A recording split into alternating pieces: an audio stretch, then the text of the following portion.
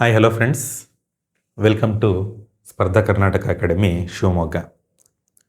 ಆತ್ಮೀಯ ಸ್ನೇಹಿತರೆ, today I am going to discuss general English. ಇದು ಒಂದು FDA ಕ್ವಶನ್ ಪೇಪರ್ನ ಅನಾಲಿಸಿಸ್ ಅಂತ ಹೇಳ್ಬೋದು. It helps to PSTR, GPSTR exams. ಅದಕ್ಕೋಸ್ಕರ ನೋಡಿ, ಟ್ರೆಂಡ್ ಅನಾಲಿಸಿಸ್ ಮಾಡಿದಾಗ ಗೊತ್ತಾಗುತ್ತೆ ನಮಗೆ ಯಾವ ರೀತಿ ಕ್ವಶನ್ಸ್ ಕೇಳ್ತಾ ಇದ್ದಾರೆ ಅಂಥೇಳಿ. ಸೊ ನಾನಿವತ್ತು ನಿಮ್ಮ ಜೊತೆ ಈ ಒಂದು ಕಾನ್ಸೆಪ್ಟ್ ಮೀನ್ಸ್ FDA ಪೇಪರ್ನ ಡಿಸ್ಕಷನ್ ಮಾಡ್ತಾ ಇದ್ದೀನಿ. ಯಾರೆಲ್ಲ ಇನ್ನೂ ನಮ್ಮ ಒಂದು ಸ್ಪರ್ಧಾ ಕರ್ನಾಟಕ ಯೂಟ್ಯೂಬ್ ಚಾನಲ್ನ ಇನ್ನೂ ಸಬ್ಸ್ಕ್ರೈಬ್ ಆಗಿಲ್ಲ, ಸಬ್ಸ್ಕ್ರೈಬ್ ಆಗಿರಿ, ಮತ್ತು ಈ ಒಂದು ಬೆಲ್ ಬಟನ್ ಕ್ಲಿಕ್ ಮಾಡೋದ್ರ ಮೂಲಕ ಸದಾ ನೋಟಿಫೈ ಆಗಿರ್ರಿ ಅಂತ ಹೇಳ್ತಾ ನಾನಿವತ್ತು ಫಸ್ಟ್ ಕ್ವಶನಿಗೆ ಹೋಗ್ತಾ ಇದ್ದೀನಿ. Yes, first question is, in the following sentence find out which part has an error ಅಂಥೇಳಿ. ಈ ಒಂದು ಪಾರ್ಟಲ್ಲಿ 4 ಪಾರ್ಟ್ಸ್ ಇದೆ. Part 1 antique jewellery, part 2 was stolen, part 3 from the museum, part 4 no error ಅಂತ ಇದೆ. ಈ ಒಂದು 4 ಒಂದು ಈ ಪಾರ್ಟ್ಸಲ್ಲಿ ಎಲ್ಲಿ ಎರರ್ ಇದೆ ಅಂಥೇಳಿ ನಾವೇನು ಮಾಡಬೇಕು, just we have to identify. Okay, ಇದು ಸೆಂಟೆನ್ಸಿಗೆ ಸಂಬಂಧಿಸಿದಂತಹ ಕ್ವಶನ್ ಆಗಿರೋದ್ರಿಂದ ನಾವು ಫಸ್ಟು ಸೆಂಟೆನ್ಸ್ನ ತಿಳ್ಕೊಬೇಕಾಗತ್ತೆ. ಸೆಂಟೆನ್ಸ್ ಅಂದರೆ ಸಬ್ಜೆಕ್ಟ್ ಇರುತ್ತೆ, ನೆಕ್ಸ್ಟ್ ವರ್ಬ್ ಇರುತ್ತೆ, ನೆಕ್ಸ್ಟ್ ಆಬ್ಜೆಕ್ಟ್ ಇರುತ್ತೆ. ಇದನ್ನು ನಾವು ಸೆಂಟೆನ್ಸ್ ಅಂತ ಕರಿತೀವಿ. ಸೆಂಟೆನ್ಸ್ನ ಪ್ರಕಾರ ಒಂದು ಸೆಂಟೆನ್ಸು ಕರೆಕ್ಟಾಗಿದೆ ಅಂತ ತಿಳ್ಕೊಬೇಕು ಅಂತ ಹೇಳಿದ್ರೆ ಫಸ್ಟು ಸಬ್ಜೆಕ್ಟ್ ಪಾರ್ಟ್ ರೆಡಿ ಇರಬೇಕು, next it follows verb, it follows object. ಹಾಗಿದ್ರೆ ಮಾತ್ರ ನಾವು ಸೆಂಟೆನ್ಸ್ ಅಂತ ಕರಿತೀವಿ. ನೆಕ್ಸ್ಟ್ ನೋ ಎರರ್ ಅಂತ ಇದೆ. ಆ್ಯಂಟಿಕ್ ಜ್ಯುವೆಲ್ರಿ, ಓಕೆ, ಇದು ನೌನ್ ಫ್ರೇಸ್ ಅಂತ ತಗೊಂಡ್ರೆ, ವಾಸ್ ಸ್ಟೋಲನ್ ಇದು ವರ್ಬ್ ಫ್ರೇಸ್ ಅಂತ ತಗೊಂಡ್ರೆ, ಫ್ರಮ್ ದ ಮ್ಯೂಸಿಯಂ ಅನ್ನೋದು ಇದು ಪ್ರಿಪೋಸಿಷನಲ್ ಫ್ರೇಸ್ ಆಗುತ್ತೆ. So according to the sentence pattern it has correct, ಇದು ಕರೆಕ್ಟಾಗಿದೆ. So the option 1 no error ಅನ್ನೋದು ಆನ್ಸರ್ ಆಗುತ್ತೆ. ಮೀನ್ಸ್ ಈ ಸೆಂಟೆನ್ಸ್ ಕರೆಕ್ಟಾಗಿದೆ, ಯಾವುದು ತಪ್ಪಿಲ್ಲ. ಸೊ ಯಾವುದು ತಪ್ಪಿಲ್ಲ ಅನ್ನೋದು ಮೀನ್ಸ್ ನೋ ಎರರ್ ಅನ್ನೋದು ಆಪ್ಷನ್ ಆಗುತ್ತೆ. ಸೊ ಆಪ್ಷನ್ 1 ಅನ್ನೋದು ಇದಕ್ಕೆ ಸರಿಯಾದ ಉತ್ತರ ಸ್ನೇಹಿತರೆ. ನೆಕ್ಸ್ಟ್ ನೋಡಿ, change the speech of the sentence ಅಂತ ಇದೆ. ಸ್ಪೀಚ್ ಅಂದರೆ ಅರ್ಥ ಮಾಡ್ಕೋಬೇಕು, ಯಾವುದು ಡೈರೆಕ್ಟ್ ಮತ್ತು ಇಂಡೈರೆಕ್ಟ್ ಸ್ಪೀಚ್ ಅಂಥೇಳಿ. ಡೈರೆಕ್ಟ್ ಮತ್ತು ಇಂಡೈರೆಕ್ಟ್ ಸ್ಪೀಚ್ ಅಂಥೇಳಿ ನಿಮಗೆ ರೂಲ್ಸ್ ಗೊತ್ತಿರಬೇಕು. ಡೈರೆಕ್ಟ್ ಸ್ಪೀಚ್ ಮತ್ತು ಇಂಡೈರೆಕ್ಟ್ ಸ್ಪೀಚ್ ಯಾವಾಗಲೂ ಕೂಡ ಹೆಂಗಿರುತ್ತೆ ಅಂತ ಹೇಳಿದ್ರೆ, ಇದು ಈ ಕಡೆ ರಿಪೋರ್ಟಿಂಗ್ ವರ್ಬ್ ಇರುತ್ತೆ, ಕಾಮ ಡಬಲ್ ಕೊಟೇಶನ್ ಇರುತ್ತೆ, ನೆಕ್ಸ್ಟು ಸ್ಟಾರ್ಟ್ ಆಗುತ್ತೆ, ಕೊನೆಗೂ ಕೂಡ ಡಬಲ್ ಕೊಟೇಶನಿಂದ ಎಂಡ್ ಆಗುತ್ತೆ with full stop. This is what the structure. Reporting verb, comma double ಕೊಟೇಶನಿಂದ ಸ್ಟಾರ್ಟ್ ಆಗುತ್ತೆ, ದೆನ್ ಡಬಲ್ ಕೊಟೇಶನಿಂದ ಎಂಡ್ ಆಗಿ ಫುಲ್ ಸ್ಟಾಪಲ್ಲಿ ಎಂಡ್ ಆಗುತ್ತೆ. Whether the sentence is assertive it ends with full stop. Question interrogative sentence ಆದರೆ question ಮಾರ್ಕಿಂದ end ಆಗುತ್ತೆ. This is what reported speech ಅಂತ ಹೇಳಿ, ಇದು ರೂಲ್ಸು. ನಾನು ಯಾಕೆ ಇದನ್ನು ಹೇಳಿದೆ ಅಂತ ಹೇಳಿದ್ರೆ, ನಮಗೆ ಯಾವಾಗಲೂ ಕೂಡ ಒಂದು ಕಾಮನ್ ಫಿನಾಮಿನ ಏನು ಅಂತ ಹೇಳಿದ್ರೆ, ಡೈರೆಕ್ಟ್ ಸ್ಪೀಚ್ ಕೊಟ್ಟು ಅದನ್ನು ರಿಪೋರ್ಟ್ ಮಾಡೋಕ್ಕೆ ಹೇಳ್ತಾರೆ. ರಿಪೋರ್ಟ್ ಮಾಡೋಕ್ಕೆ ಹೇಳ್ತಾರೆ. ಆದರೆ ಇಲ್ಲಿ ಅವ್ರು ಆಲ್ರೆಡಿ ರಿಪೋರ್ಟ್ ಮಾಡಿದ್ದಾರೆ. He said that Rama had been writing a letter the previous day ಅಂತೇಳಿ ರಿಪೋರ್ಟ್ ಮಾಡಿದಾಗ ಇದ್ರದ್ದು ಕರೆಕ್ಟ್ ಫಾರ್ಮ್ನ ಬರೆಯೋಕ್ಕೆ ನಮಗೆ 4 ಆಪ್ಷನ್ ಕೊಟ್ಟಿದ್ದಾರೆ. ಸೊ ನಾನು ಅದಕ್ಕೋಸ್ಕರ ಇದನ್ನು ಹೇಳ್ತಾ ಇದ್ದೀನಿ. ಮತ್ತು ಇನ್ನೊಂದು ಏನಪ್ಪ ಅಂತ ಹೇಳಿದ್ರೆ, ಇದು ಯಾವ ಟೆನ್ಸಲ್ಲಿದೆ ಅಂತ ನೋಡ್ಕೋಬೇಕು. ಅಕಾರ್ಡಿಂಗ್ ಟು ದ ಟೆನ್ಸ್ ಏನು ಮಾಡಬೇಕು ಅಂತ ಹೇಳಿದ್ರೆ, ನಾವೇನು ಮಾಡಬೇಕಾಗತ್ತೆ, ಅದನ್ನು ಚೇಂಜ್ ಮಾಡಬೇಕಾಗತ್ತೆ. ಲಿಸನ್, ಇಲ್ಲಿ ಸಿಂಪಲ್ ಪ್ರೆಸೆಂಟಲ್ಲಿದ್ದರೆ ಅದು ಸಿಂಪಲ್ ಪಾಸ್ಟಿಗೆ ಕನ್ವರ್ಟ್ ಮಾಡ್ತೀವಿ ನಾವು.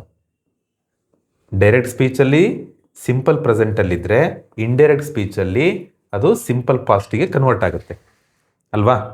ನೆಕ್ಸ್ಟ್ ನೋಡಿ, ಪ್ರೆಸೆಂಟ್ ಕಂಟಿನ್ಯೂಯಸ್ಸಲ್ಲಿದ್ದರೆ ಅದು ಪಾಸ್ಟ್ ಕಂಟಿನ್ಯೂಯಸ್ಸಿಗೆ ಕನ್ವರ್ಟ್ ಆಗುತ್ತೆ.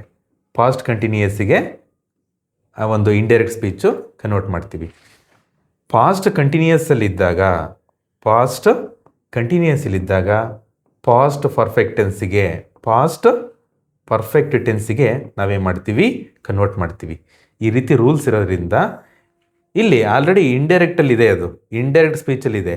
ಯಾವುದು ಹ್ಯಾಡ್ ಬೀನ್ ರೈಟಿಂಗ್ ಅಂತ ಇದೆ, ಮೀನ್ಸ್ ಪಾಸ್ಟ್ ಪರ್ಫೆಕ್ಟ್ ಕಂಟಿನ್ಯೂಸ್ ಟೆನ್ಸಲ್ಲಿ ಇರೋದ್ರಿಂದ ನಾವೇನು ಮಾಡಬೇಕು, ಪಾಸ್ಟ್ ಕಂಟಿನ್ಯೂಸ್ ಟೆನ್ಸಲ್ಲಿರೋ ಆನ್ಸರನ್ನು ಹುಡುಕ್ಬೇಕಾಗತ್ತೆ ನಾವಿಲ್ಲಿ.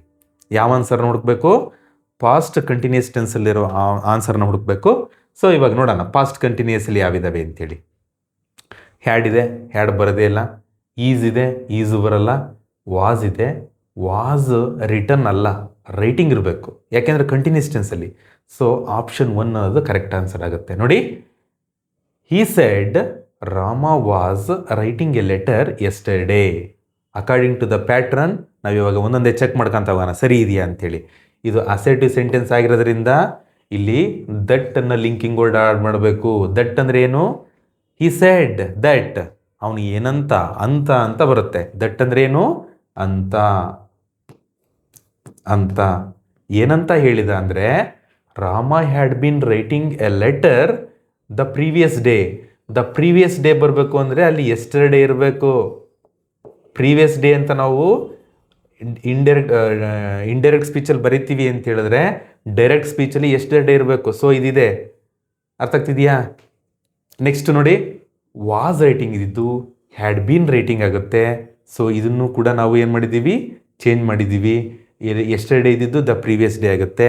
ಇದು ಅಸರ್ಟಿವ್ ಸೆಂಟೆನ್ಸ್ ಆಗಿರೋದ್ರಿಂದ ಇಲ್ಲಿ ಏನು ಕಾಮಾನ ರಿಮೂವ್ ಮಾಡಿ, ಡಬಲ್ ಕೊಟೇಶನ್ ರಿಮೂವ್ ಮಾಡಿ ದಟ್ ಆ್ಯಡ್ ಮಾಡಿದ್ದಾರೆ. ಸೊ ಆಪ್ಷನ್ 1 ಕರೆಕ್ಟ್ ಆಗುತ್ತೆ. ಆಪ್ಷನ್ 1 ಕರೆಕ್ಟ್ ಆಗುತ್ತೆ ಇದಕ್ಕೆ, ಅಲ್ವಾ? ಎಸ್. ನೆಕ್ಸ್ಟ್ 3ನೇ ಕ್ವಶನ್ನು, punctuate the following sentence. He asked me where I was going. Same, ಇದು ಕೂಡ ರಿಪೋರ್ಟೆಡ್ ಸ್ಪೀಚಿಗೆ ಸಂಬಂಧಿಸಿದ್ದು. ಬಟ್ ನಮಗೆ ನಮ್ಮ ಮನಸ್ಥಿತಿ ಹೆಂಗಿರುತ್ತೆ ಅಂತ ಹೇಳಿದ್ರೆ ಸಬ್ಕಾನ್ಷಿಯಸ್ ಮೈಂಡು ಆಸ್ಕ್ಡ್ ಅಂದ್ಬಿಟ್ರೆ ಓ ಇದು question, he is asking question ಅಂತ ಹೇಳಿ ನಮ್ಮ ತಲೆಗೆ ಬಂದುಬಿಡುತ್ತೆ. ಅವಾಗ ಏನು ಮಾಡ್ತೀವಿ? ಓ ಫಸ್ಟ್ ಒನ್ ಕರೆಕ್ಟ್ ಆನ್ಸರ್ ಅಂತ ಹಾಕಿಬಿಡ್ತೀವಿ, without knowing our sense, without thinking for while. ಆ ಒಂದು ಕ್ಷಣ ಯೋಚನೆ ಮಾಡಿದ ನಾವೇನು ಮಾಡ್ತೀವಿ ಅಂತ ಹೇಳಿದ್ರೆ ನಾವು ಫಸ್ಟ್ ಒನ್ ಅಂತ ಹಾಕಿಬಿಡ್ತೀವಿ.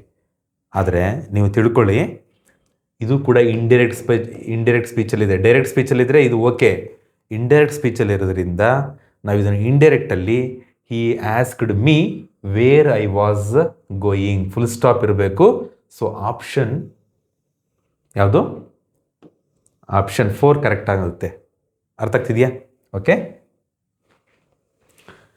Next, which of the following is not the interjection. ನೋಡಿ, ಇಂಟರ್ಜೆಕ್ಷನ್ ಬಗ್ಗೆ ತುಂಬ ಇಷ್ಟು ದಿನ ಕೇಳೇ ಇರಲಿಲ್ಲ. ವೆರಿ ಫಸ್ಟು ಈ ಒಂದು ಎಕ್ಸಾಮಲ್ಲಿ ಕೇಳಿದ್ದಾರೆ. ನಾವೆಲ್ಲ ನೆಗ್ಲೆಕ್ಟ್ ಮಾಡಿ ಮುಂದಕ್ಕೆ ಹೋಗಿರ್ತೀವಿ. ಇಂಟ್ರಡಕ್ಷನ್ ಏನು ಕೇಳಲ್ಲ, ಯಾವಾಗೂ ಕೇಳಿಲ್ಲ, ಅದೇನು ಇಂಪಾರ್ಟೆಂಟೇ ಅಲ್ಲ, ಎಕ್ಸಾಮಿಗೆ ಬರಲ್ಲ, ಇಷ್ಟೆಲ್ಲ ಯೋಚನೆ ಮಾಡಿರ್ತೀವಿ. ಸೊ ಈ ಸಲ ಎಕ್ಸಾಮಿಗೆ ಕೇಳಿದ್ದಾರೆ. ನೋಡಿ, ಹುರ್ರ ಅಂಥೇಳಿ ನಾವು ತುಂಬ ಖುಷಿಯಾಗಿದ್ದಾಗ, ನಮ್ಮ ಮನಸ್ಸು ತುಂಬ ಖುಷಿಯಾಗಿದ್ದಾಗ, hurrah we won the match, full ಖುಷಿಯಾಗಿದಾಗ ಹುರ್ರ ಅಂಥೇಳಿ ನಾವನ್ನೇನು ಮಾಡ್ತೀವಿ? ಸೆಲೆಬ್ರೇಟ್ ಮಾಡ್ತೀವಿ. ಅಲಾಸ್ ಅಂತ ಹೇಳಿದ್ರೆ ತುಂಬ ಒಂದು ಪೇಯ್ನನ್ನು ಎಕ್ಸ್ಪ್ರೆಸ್ ಮಾಡಬೇಕಾದಾಗ ಅಲಾಸ್ ಯೂಸ್ ಮಾಡ್ತೀವಿ. ಹುಷ್, ಇದು ಕೂಡ ನಮ್ಮ ಒಂದು ಶ್ರಮನ ಹಾಕಿ ಅಲ್ಲಿ ಏನೋ ವರ್ಕ್ ಮಾಡ್ತಾ ಇರಬೇಕಾದ್ರೆ ಹುಷ್ ಅಂತೀವಿ. ಅಂದರೆ ಒಂದು ಬ್ರೀತಿಂಗ್, ಅದೊಂದು ಗ್ಯಾಪ್ ತೊಗೊಳ್ತೀವಲ್ಲ ಅದು. ಇಲ್ಲಿ ಎಸ್ ಅನ್ನೋದು ಏನಲ್ಲ, ಇಂಟರ್ಜೆಕ್ಷನ್ ಅಲ್ಲ. ಅಕಾರ್ಡಿಂಗ್ ಟು ಏನು ಇಂಟರ್ಜೆಕ್ಷನ್ ಪ್ರಕಾರ ಎಸ್ ಅನ್ನೋದು ಇದು ಅಗ್ರೀಯಿಂಗ್ ಅಷ್ಟೇ. ಇದು ನಾವು ಏನೇ ಒಂದು ಕ್ವಶನ್ ಕೇಳಿದಾಗ ಎಸ್ ಅಂತೇಳಿ ಅಗ್ರಿ ಮಾಡ್ತೀವಿ ಅಷ್ಟೇ. ಸೊ ಆಪ್ಷನ್ 2 ಅನ್ನೋದು ಇಲ್ಲಿ ಆನ್ಸರ್ ಆಗುತ್ತೆ ಸ್ನೇಹಿತರೆ. Next, choose the plural form of the following word ಅಂತ ಇದೆ. ಏನು ಪ್ಲೂರಲ್ ಫಾರ್ಮ್ ಯಾವುದ್ರದ್ದು ಅಂತ ಹೇಳಿದ್ರೆ ಫಾರ್ಮುಲಾ. ಫಾರ್ಮುಲಾ ಅನ್ನೋದ್ರದ್ದು ಪ್ಲೂರಲ್ ಫಾರ್ಮ್ ಏನು ಅಂತ ಹೇಳಿದ್ರೆ ಎಸ್, ಒಂದು ಫಾರ್ಮುಲೆ ಅಂಥೇಳಿ. ಇದು ಅಕಾರ್ಡಿಂಗ್ ಟು ಗ್ರೀಕ್ ಇದ್ರ ಪ್ರಕಾರ ಫಾರ್ಮುಲಾದ್ದು ಪ್ಲೂರಲ್ ಫಾರ್ಮ್ ಇದು. ಮತ್ತು ಇನ್ನೊಂದಿದೆ ಫಾರ್ಮುಲಾಸ್ ಅಂಥೇಳಿ, ಇದು ಸ್ಟ್ಯಾಂಡರ್ಡ್ ಇಂಗ್ಲೀಷ್ ಪ್ರಕಾರ ಇದು ಪ್ಲೂರಲ್ ಫಾರ್ಮ್ ಆಗುತ್ತೆ. ಸೊ ಆಪ್ಷನ್ ಎ ಮತ್ತು ಸಿ ಇರೋದು ಯಾವುದು? ಇಲ್ಲಿ ಓನ್ಲಿ ಎ ಅಂತ ಇದೆ, ಇದಲ್ಲ. ಓನ್ಲಿ ಎ ಆ್ಯಂಡ್ ಡಿ ಅಂತ ಇದೆ, ಇದು ಅಲ್ಲ. ಎ ಮತ್ತು ಸಿ ಇದೆ. ಸೊ ಆಪ್ಷನ್ 3 ಕರೆಕ್ಟ್ ಆಗುತ್ತೆ ಆನ್ಸರ್ ಇಲ್ಲಿ. ಅರ್ಥ ಆಗ್ತಿದೆಯಾ? Okay. Next, identify the figure of speech of the following sentence ಅಂತ ಇದೆ. The camel is the ship of the desert ಅಂತ ಹೇಳಿ. The camel is ship of the desert. ಇಲ್ಲಿ ಕ್ಯಾಮಲ್ ಮತ್ತು ಡೆಸಾರ್ಟ್ ಎರಡನ್ನೂ ಕೂಡ ಕಂಪೇರ್ ಮಾಡಿದ್ದಾರೆ. She is like ice, she is cool like ice, she is cool like ice. ನೋಡಿ ಇಲ್ಲಿ she ಮತ್ತು ಐಸಿಗೆ ಕಂಪೇರ್ ಮಾಡಿದ್ದಾರೆ. ಅರ್ಥ ಆಗ್ತಿದೆಯಾ? With the help of like ಅನ್ನೋ ವರ್ಡ್ ಇದ್ದರೆ ಅದನ್ನು ಸಿಮಿಲಿ ಅಂತ ಹೇಳಿ ಕರಿಬೇಕು. ಅಲ್ಲಿ ಕಂಪೇರ್ ಮಾಡಿದಾಗ ಆ್ಯಸ್ ಅನ್ನೋ ವರ್ಡು, ಲೈಕ್ ಅನ್ನೋ ವರ್ಡ್ ಇದ್ದರೆ ಅಲ್ಲಿ ಅದನ್ನು ಏನನ್ಬೇಕು? ಸಿಮಿಲಿ ಅನ್ಬೇಕು. ಆದರೆ ಇಲ್ಲಿ ನೋಡಿ, ಕ್ಯಾಮಲ್ನ ಮತ್ತು ಡೆಸರ್ಟ್ನ the camel is the ship of the desert ಅಂತ ಹೇಳಿ ಕರೆದಿದ್ದಾರೆ. ಇಲ್ಲಿ ಇದರಲ್ಲಿ ಶಿಪ್ ಅಂತ ಹೇಳಿದ್ರೆ ನಿಮಗೆ ಗೊತ್ತು, ಏನೋ ನೀರಲ್ಲಿ ಹೋಗುತ್ತೆ ಅಂಥೇಳಿ. ಹಂಗೆ ಕ್ಯಾಮಲ್ ಅನ್ನೋದು ಡೆಸರ್ಟಲ್ಲಿ ಹೋಗೋ ಶಿಪ್ ಇದ್ದಂಗೆ ಅಂತ ಹೇಳಿ ವರ್ಣನೆ ಮಾಡಿದ್ದಾರೆ. ಇದು ಫಿಗರ್ ಆಫ್ ಸ್ಪೀಚ್ ಅಂತ ಹೇಳಿದ್ರೆ ವರ್ಣಿಸೋದು. ನಾವು ಕನ್ನಡದಲ್ಲಿ ಅಲಂಕಾರಗಳು ಅಂತೀವಲ್ಲ, ಇಂಗ್ಲೀಷಲ್ಲಿ ಅದನ್ನು ಫಿಗರ್ ಆಫ್ ಸ್ಪೀಚ್ ಅಂತ ಹೇಳಿ ಕರಿತೀವಿ. ಇಲ್ಲಿ ಪರ್ಸನಿಫಿಕೇಶನ್ ಅಂತ ಇದೆ ಫಸ್ಟ್ ಆಪ್ಷನ್. ಏನು ಪರ್ಸನಿಫಿಕೇಶನ್ ಅಂತ ಹೇಳಿದ್ರೆ? ಪರ್ಸನಿಫಿಕೇಶನ್ ಅಂತ ಹೇಳಿದ್ರೆ ಲಿವಿಂಗ್ ಥಿಂಗ್ಸ್ನ ನಾನ್ ಲಿವಿಂಗ್ ಥಿಂಗ್ಸ್ ಜೊತೆ ಕಂಪೇರ್ ಮಾಡೋದು. ಅದನ್ನು ನಾವೇನಂತ ಕರಿತೀವಿ? ಪರ್ಸನಿಫಿಕೇಶನ್ ಅಂತೀವಿ. ಸಿಮಿಲಿ ಅಂತ ಹೇಳಿದ್ರೆ ನಾನು ಇಲ್ಲಿ ಹೇಳಿದ್ದೀನಿ, ಈ ಲೈಕ್ ಆ್ಯಸ್ ಅನ್ನೋ ವರ್ಡ್ಗಳನ್ನ ಯೂಸ್ ಮಾಡ್ಕೊಂಡು ಕಂಪೇರ್ ಮಾಡೋದು. ಸೊ ಆಪ್ಷನ್ ಈ ಒಂದು ಕ್ವಶನ್ನಿಗೆ ಮೆಟಾಫರ್ ಆಗುತ್ತೆ. ಯಾಕೆ ಅಂತ ಹೇಳಿದ್ರೆ ಇಲ್ಲಿ ಕಂಪೇರ್ ಮಾಡಿದ್ದಾರೆ. ಶಿಪ್ಪು ಅಂದರೆ ನೀರಲ್ಲಿ ಹೆಂಗೆ ಶಿಪ್ ಹೋಗುತ್ತೋ, ಕ್ಯಾಮಲ್ಲು ಕೂಡ ಡೆಸರ್ಟಲ್ಲಿ ಒಂದು ಶಿಪ್ ಇದ್ದಂಗೆ ಅಂತೇಳಿ ಕಂಪೇರ್ ಮಾಡಿದ್ರಿಂದ ಇದು ಮೆಟಾಫರ್ ಆಗುತ್ತೆ. ಏನು ಹೈಪರ್ಬೋಲ್ ಅಂತ ಹೇಳಿದ್ರೆ ಎಕ್ಸಾಗ್ಸರೇಟ್ ಮಾಡೋದು. ಎಕ್ಸಾಗ್ಸರೇಟ್ ಅಂತ ಹೇಳಿದ್ರೆ ಫಾರ್ ಎಕ್ಸಾಂಪಲ್ ಇವಾಗ ನಾವೆಲ್ಲೋ ಇರ್ತೀವಿ, ಯಾರೋ ಫೋನ್ ಮಾಡ್ತಾರೆ ನಮಗೆ, ಮಗ ಇನ್ನು 2 ನಿಮಿಷದಲ್ಲಿ ಇರ್ತೀವಿ, I will be in 2 seconds. ನೋಡಿದರೆ 2 ಗಂಟೆ ಆದರೂ ಬರಲ್ಲ ಅವನು, 2 ಗಂಟೆ ಆದರೂ ಬರಲ್ಲ. ಸೊ ಎಕ್ಸಾಗ್ಸರೇಟ್ ಮಾಡೋದೇನು? I will be in 2 second ಅಂತ ಹೇಳಿ it is comes under hyperbole ಅಂತ ಹೇಳಿದ್ರೆ ಈ ರೀತಿ ಎಕ್ಸಾಗ್ಸರೇಟ್ ಮಾಡಿ ಹೇಳೋದನ್ನು ನಾವೇನಂತ ಕರಿತೀವಿ? ಹೈಪರ್ಬೋಲ್ ಅಂತ ಕರಿತೀವಿ. Yes, metaphor is answer here. Okay, next write one word substitute. ತುಂಬ ಇಂಪಾರ್ಟೆಂಟ್ ಸ್ನೇಹಿತರೆ one word ಸಬ್ಸ್ಟಿಟ್ಯೂಟು.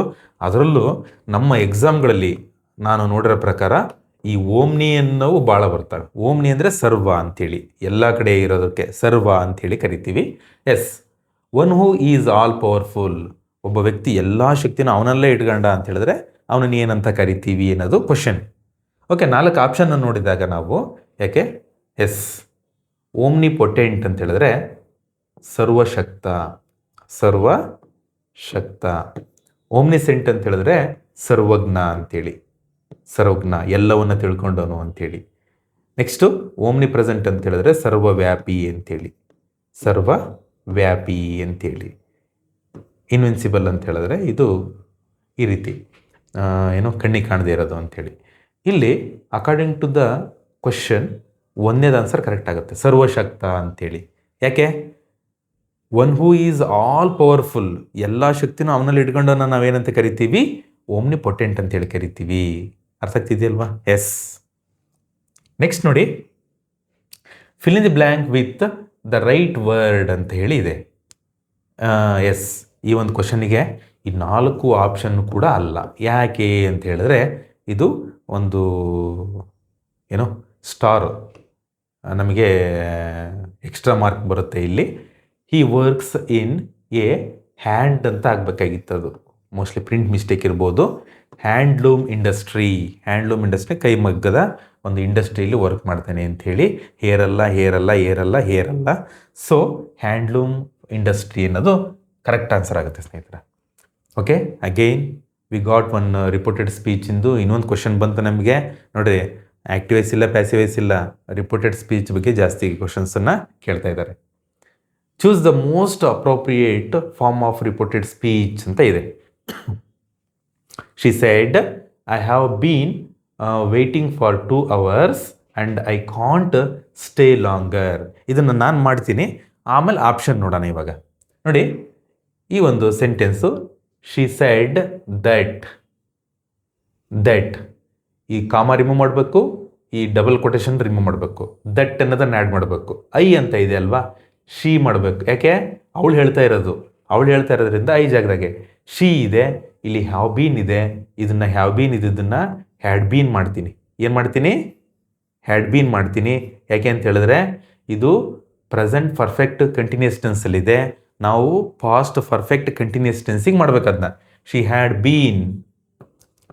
Bean waiting for 2 hours.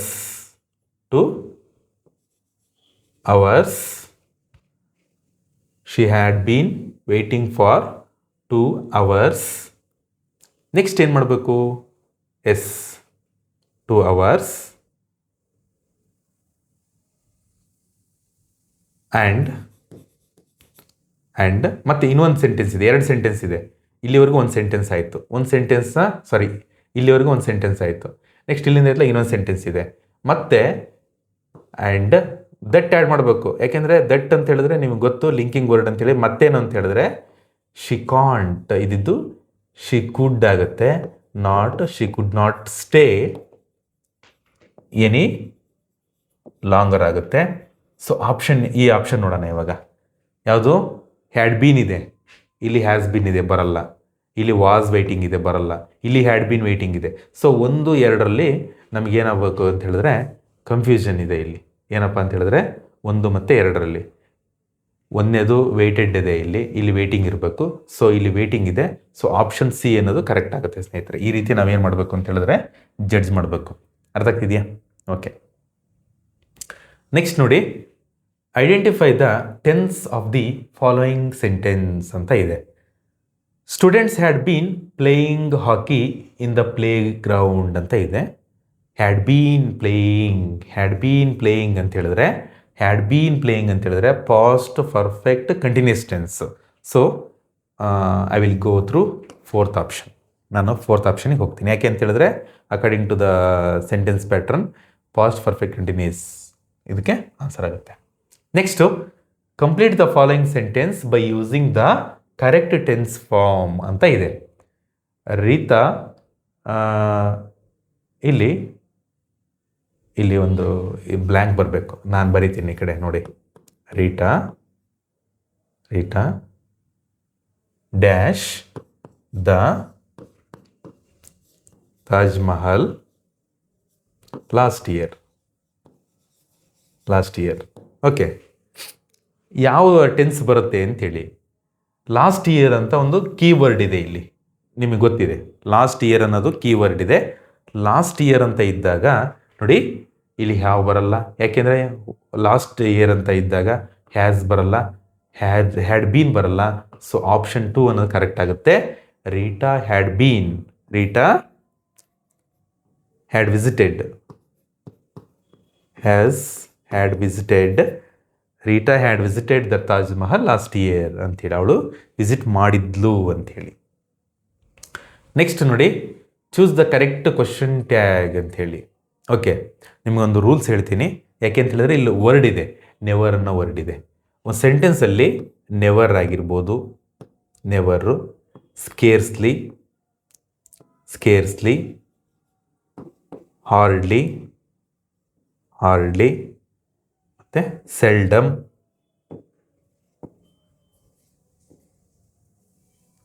ಇವೆಲ್ಲ ಇದ್ವು ಅಂದರೆ ಈ ಥರ ನೆವರ್, ಸ್ಕೇರ್ಸ್ಲಿ, ಹಾರ್ಡ್ಲಿ, ಸೆಲ್ಡಮ್ ಇವು ನೆಗೆಟಿವ್ ಸೆನ್ಸನ್ನು ಕೊಡ್ತವೆ. ಸೆಂಟೆನ್ಸಲ್ಲಿ ನೆಗೆಟಿವ್ ಸೆಂಟೆನ್ಸನ್ನು ಕೊಡ್ತವೆ. ನಮ್ಮ ತಲೆಯಲ್ಲಿ ಏನಿರುತ್ತೆ ಗೊತ್ತಾ?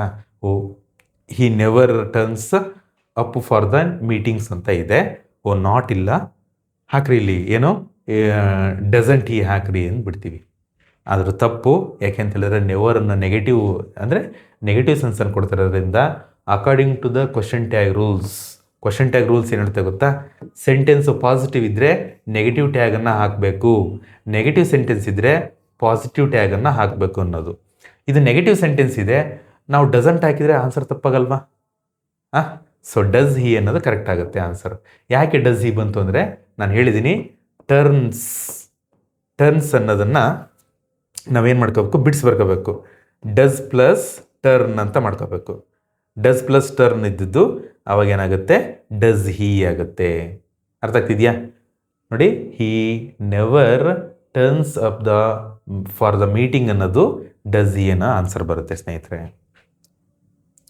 ನೆಕ್ಸ್ಟ್ ನೋಡಿ, fill in the blank with correct idiom and proverb ಅಂತ ಹೇಳಿ ಈ ಒಂದು ಸೆಂಟೆನ್ಸ್ನ ಓದ್ಕೊಂಡು ಇದರಲ್ಲಿ ಯಾವ ಒಂದು ಆಪ್ಷನ್ ಕರೆಕ್ಟ್ ಆಗುತ್ತೆ ಅಂಥೇಳಿ. Okay, I know I can do A better job if only my tools are better. ಒಬ್ಬ ಹೇಳ್ತಾನೆ, ನಾನು ನನ್ನ ಕೆಲಸ ನೆಟ್ಟಿಗೆ ಮಾಡಬೇಕು ಅಂತ ಹೇಳಿದ್ರೆ ನನಗೆ ಒಳ್ಳೆಯ ಉಪಕರಣಗಳು ಅಂದರೆ ಸಲಕರಣೆಗಳು ಬೇಕು ನನಗೆ ನನ್ನ ಕೆಲಸಕ್ಕೆ ಅಂಥೇಳಿ ಅವನು ಹೇಳ್ತಾನೆ. This is A case of, ಇದು ಯಾವ ಕೇಸು ಅಂದರೆ ಅವನಿಗೆ ಕೆಲಸ ಮಾಡೋಕ್ಕೆ ಇಷ್ಟ ಇಲ್ಲ, ನನಗೆ ಒಳ್ಳೊಳ್ಳೆ ಉಪಕರಣಗಳಿದ್ದರೆ ನಾನು ತುಂಬ ಚೆನ್ನಾಗಿ ಕೆಲಸ ಮಾಡ್ತೀನಿ ಅಂತೇಳಿ ಅವನು ಹೇಳ್ತಾನೆ. ಇದು ಯಾವ ಕೇಸ್ ಅಂತ ಹೇಳಿದ್ರೆ ಇದು ಅಲ್ಲ, ಮತ್ತು ಎ ಫ್ರೆಂಡ್ ಇನ್ ನೀಡ್ ಇದು ಅಲ್ಲ. A bad workman blames his tools. ಕನ್ನಡದಲ್ಲಿ ಒಂದು ಮಾತಿದೆ, ಕುಣಿಯಕ್ಕೆ ಬರೋದಳು ನೆಲ ಚೊಟ್ಟಲ್ಲಂತೆ ಅಂಥೇಳಿ. ಅದೇ ಒಂದು ಮಾತು ಇಲ್ಲಿ ಬರುತ್ತೆ, a bad workman blames his tools. Next language function. Yes, language ಫಂಕ್ಷನನ್ನು ಇದೇ ಮೊದಲು ಬಾರಿ ಕೇಳಿದ್ದಾರೆ. ಸೊ ಲ್ಯಾಂಗ್ವೇಜ್ ಫಂಕ್ಷನ್ಗಳ ಬಗ್ಗೆ ನಾವು ಗಮನ ಹರಿಸ್ಬೇಕು ಇನ್ಮೇಲೆ. ಹೌ ಡು ಯು ಡೂ, ಇದೇನಿದು ಹೌ ಡು ಯು ಡೂ ಅನ್ನೋದು? ಇದು ಗ್ರೀಟಿಂಗ್ ಅಂತ ಹೇಳಿ ಕರಿತೀವಿ. ಏನೋ ಗ್ರೀಟಿಂಗ್. ನಾವು ಯಾರು ಒಬ್ಬರು ನೋಡಿದ ತಕ್ಷಣ ಫಸ್ಟು ಗ್ರೀಟ್ ಮಾಡ್ತೀವಲ್ವ, ಹೌ ಡು ಯು ಡೂ, ನೀ ಹೆಂಗಿದೆಯಾ ಅಂತೇಳಿ. Could you please pass me the book, ಏನಿದು ರಿಕ್ವೆಸ್ಟು. ಏನಿದು request.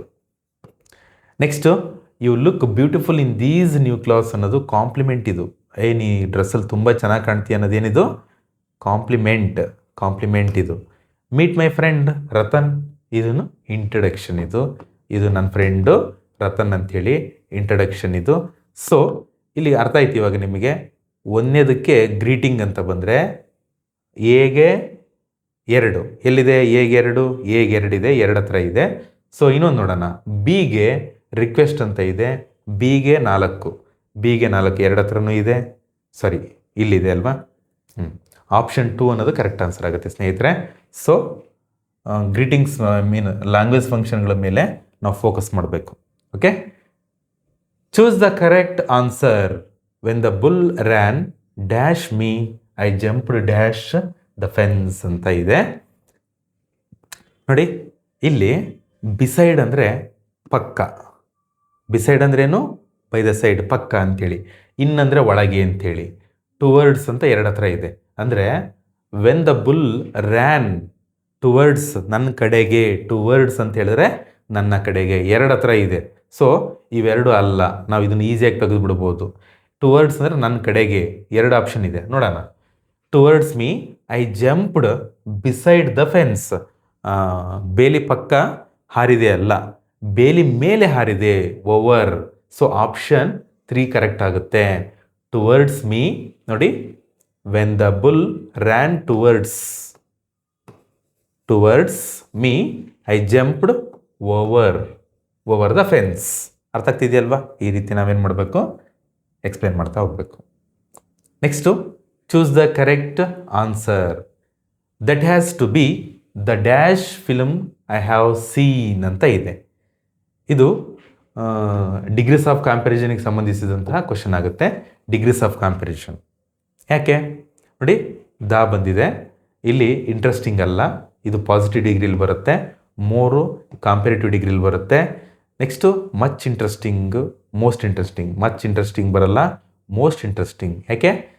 That has to be the ಹಾಕಬೇಕಾಗಿರೋದು ಏನು, ಸೂಪರ್ಲೇಟಿವ್ ಫಾರ್ಮ್ ಹಿಂದ್ಗಡೆ. ಮೋಸ್ಟ್ ಇಂಟ್ರೆಸ್ಟಿಂಗ್ ಅನ್ನೋದು ಸೂಪರ್ಲೇಟಿವ್ ಫಾರ್ಮ್ನ ಒಂದು ಅಡ್ಜೆಕ್ಟಿವ್ ಆಗಿರೋದ್ರಿಂದ ನಾವೇನು ಮಾಡಬೇಕು, ಇಲ್ಲಿ ಹಾಕಬೇಕು most interesting film I have seen ಅಂತ ಹೇಳಿ. ಅರ್ಥ ಆಗ್ತಿದೆಯಲ್ವಾ? ಓಕೆ, ನೆಕ್ಸ್ಟ್ 17ನೇ ಕ್ವಶನ್ ಏನಪ್ಪ ಅಂತ ಹೇಳಿದ್ರೆ, match the following prepositions with their usage. ನೋಡಿ, ನೌಡೇಸ್ ನಾವು ಸುಮ್ಮನೆ ಗ್ರಾಮರ್ ಕಲ್ಕಂತ ಹೋದರೆ ವ್ಯರ್ಥ. ಯೂಸೇಜನ್ನು ತಿಳ್ಕೊಬೇಕು. ಅಲಾಂಗ್ ಅನ್ನೋದು ನಾವು ಜೊತೆಗೆ, ಮೂಮೆಂಟಿಗೆ ಬಳಸ್ತೀವಿ ನಾವು. ಅಲಾಂಗ್ ಅಂತ ಹೇಳಿದ್ರೆ ಏನದು, ಮೂಮೆಂಟಿಗೆ ಬಳಸ್ತೀವಿ. ಇಂಟು ಅಂತ ಹೇಳಿದ್ರೆ ಡೈರೆಕ್ಷನ್. ಇಂಟು ಅಂತ ಹೇಳಿದ್ರೆ ಡೈರೆಕ್ಷನಿಗೆ ಬಳಸ್ತೀವಿ. ಇನ್ ಅಂದರೆ ಟೈಮಿಗೆ ಬಳಸ್ತೀವಿ. ಆಫ್ ಅಂತ ಹೇಳಿದ್ರೆ ಪೊಸೆಷನ್. ನೋಡಿ ಅಲ್ವಾ?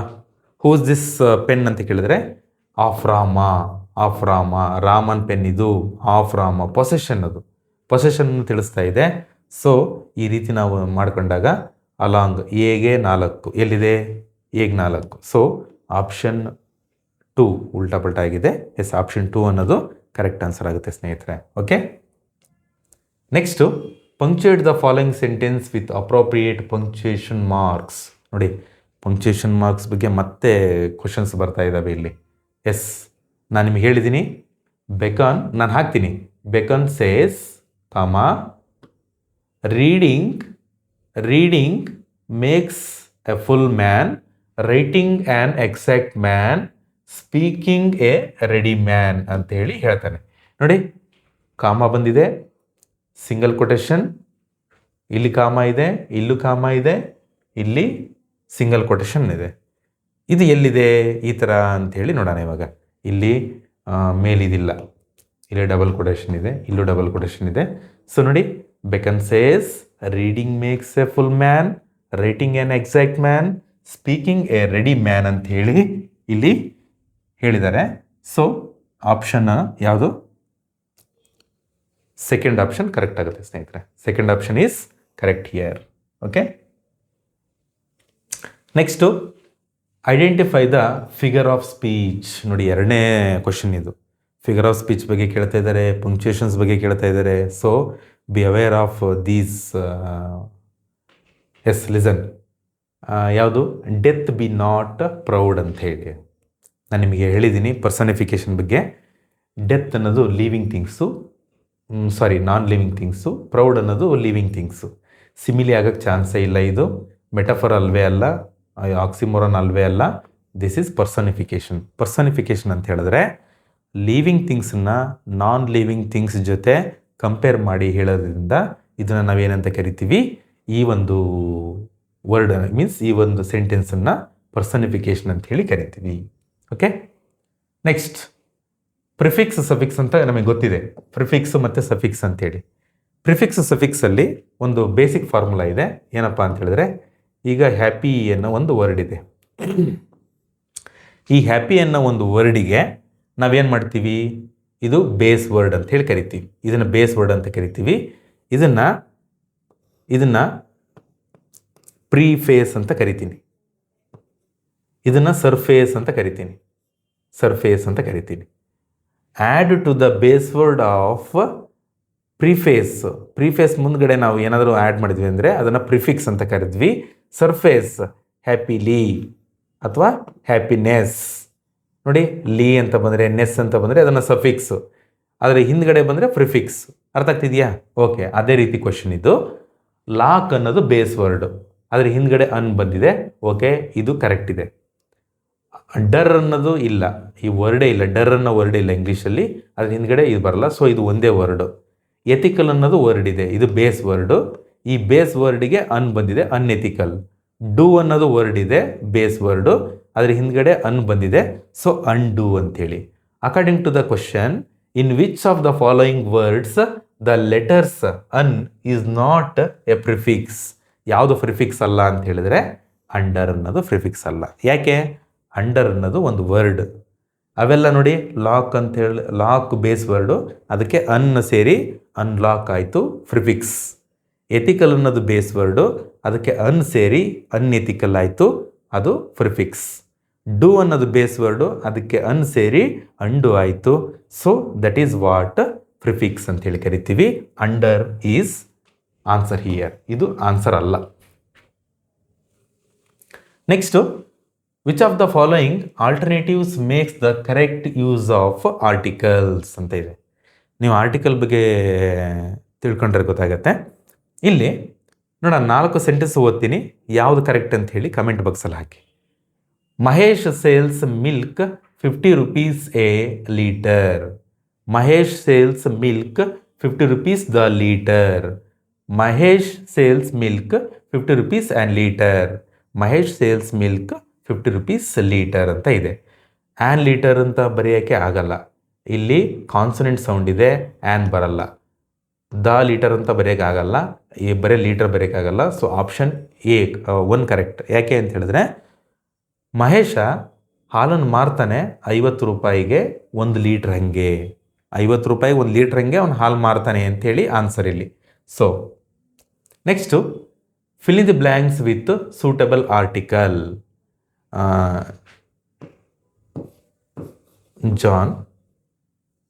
ಜಾನ್ ಕೀಟ್ಸ್, ಯಾರು? ಜಾನ್ ಕೀಟ್ಸು 1818ನಲ್ಲಿ ಒಂದು ಪೊಯಮ್ ಬರೀತಾರೆ. ಆ ಪೊಯಮ್ನ ಮೊದಲ ಸಾಲೆ ಇದು.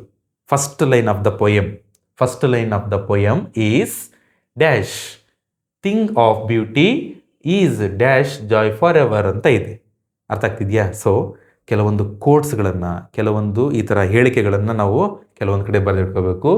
A thing of beauty is a joy for ever, is joy for ever, a joy for ever. ಈ ರೀತಿ a thing of beauty is a joy for ever ಅಂತ ಹೇಳಿ ಇದು ನಾವು ಜಾನ್ ಕೀಟ್ಸ್ನ 1818ರಲ್ಲಿ ಬರೆದಿರ್ತಕ್ಕಂತಹ ಪೊಯಮಲ್ಲಿ ನೋಡ್ಬೋದು.